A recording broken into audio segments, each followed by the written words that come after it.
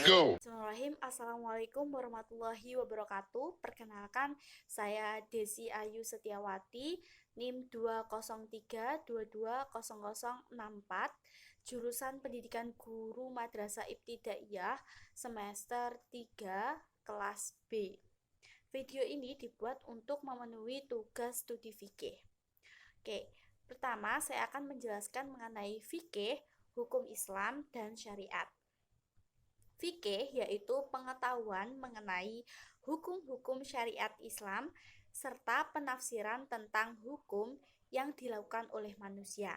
Sedangkan hukum Islam yaitu seperangkat aturan yang mengatur tingkah laku manusia yang bersumber dari Allah dan dilengkapi dengan sunnah Rasul yang harus memenuhi 3 aspek. Yang pertama yaitu patuh kepada Allah, yang kedua menyelamatkan, yang ketiga yaitu mewujudkan kedamaian insan manusia.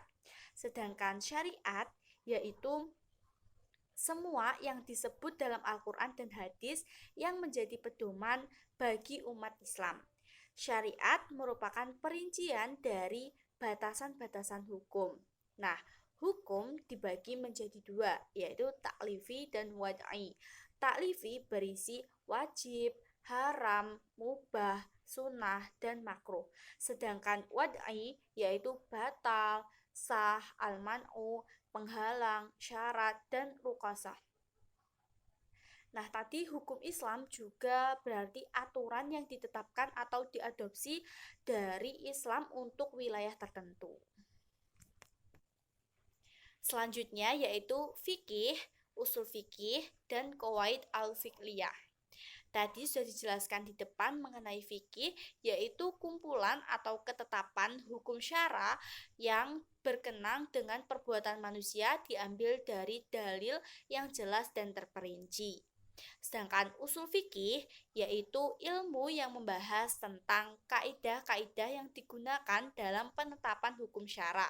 Dapat dikatakan usul fikih ini sebagai metode untuk menentukan suatu hukum.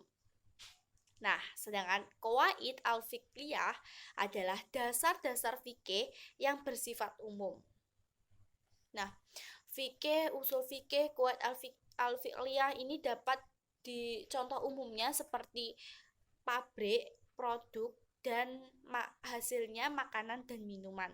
Nah, pabrik ini dapat dikatakan sebagai pengelolaan atau metode. Hal ini disamakan dengan usul fikih.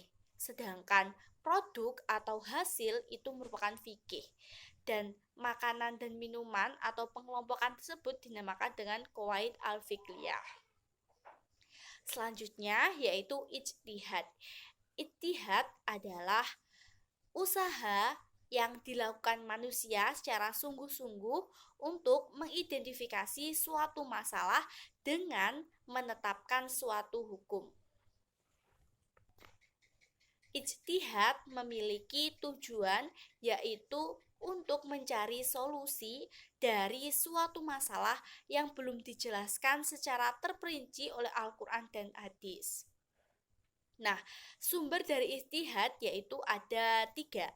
Yang pertama Al-Quran, yang kedua dalil nakli, yang ketiga ada sunnah Nabi. Seseorang yang melakukan ijtihad dinamakan mujtahid. Nah, untuk ada pun syarat menjadi mujtahid yaitu yang pertama menguasai bahasa Arab, yang kedua memiliki kemampuan dan pengetahuan tentang Al-Quran dan nasik masuk, dan yang ketiga yaitu mengetahui tentang as-sunnah. Nah, dari ijtihad itu kan dikatakan sebagai identifikasi suatu masalah atau dalam menentukan suatu masalah. Nah, titik kebenaran atau tingkat kebenaran dari ijtihad ini dapat dilihat dari hasil yang sesuai dengan sejalan atau cita-cita yang kita inginkan dan dapat dirasakan secara dohir. Jadi, ijtihad ini tingkat kebenarannya dapat disesuaikan dengan tujuan kita dari awal. Selanjutnya yaitu fikih pada masa sahabat dan tabi'in. Pada masa sahabat, suatu wewenang dalam menetapkan suatu hukuman yaitu khusus oleh Nabi. Jadi ketika ada masalah, ada suatu hal yang kurang yang menjadi percecokan itu ditetapkan atau diberikan wewenang langsung kepada Nabi. Sedangkan pada masa tabi'in dikatakan sebagai uh, pada masa tabi'in fikih itu mengikuti atau mengembangkan mazhab-mazhab yang ada. Nah, pada masa tabi'in ini dikatakan bahwa era keemasan fikih di mana terdapat kitab fikih pertama yaitu Al-Muwatta karya Imam Malik. Selanjutnya yaitu 4 tokoh mazhab fikih. Selanjutnya ada 4 imam mazhab fikih yang terkenal, yaitu yang pertama Imam Hanafi, yang kedua Imam Maliki, yang ketiga Imam Syafi'i, dan yang keempat yaitu Imam Hambali. Tetapi mayoritas warga Indonesia menggunakan mazhab Imam Syafi'i. Mengapa setiap daerah memiliki mazhab masing-masing? Karena menyesuaikan dengan daerah tersebut. Baik, itu tadi penjelasan dari saya jika mengenai fikih. Jika kurang lebihnya saya mohon maaf. Wabillahi taufiq wal hidayah. Wassalamualaikum warahmatullahi wabarakatuh.